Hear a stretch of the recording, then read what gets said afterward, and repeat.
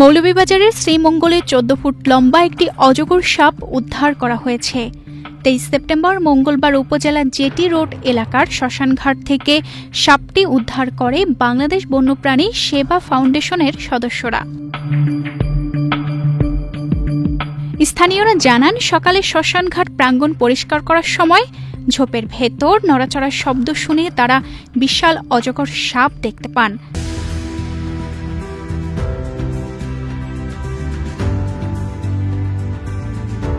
পরে খবর দেওয়া হয় বাংলাদেশ বন্যপ্রাণী সেবা ফাউন্ডেশনকে। খবর পেয়ে ঘটনাস্থলে এসে সাপটি উদ্ধার করেন বাংলাদেশ বন্যপ্রাণী সেবা ফাউন্ডেশনের পরিচালক স্বপন দেব সজল ও পরিবেশ কর্মী রাজদীপ দেব দীপ। আবাসস্থল ধ্বংস আর খাদ্য সংকটের কারণে বন্যপ্রাণীরা লোকালয়ে চলে আসছে বলে মন্তব্য করেন পরিবেশ কর্মীরা। তানজিদা রহমান ইনায়া, বাংলাদেশ প্রতিদিন।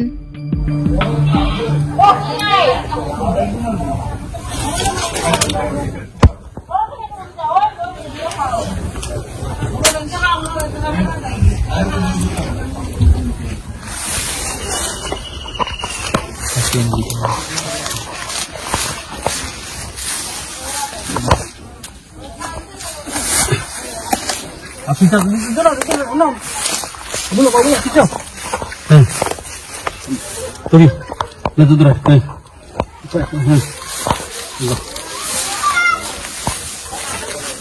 Kita tahu gor pakar pun tu. Tahu guna kalau. बहुत लंबा है। क्या बोलो?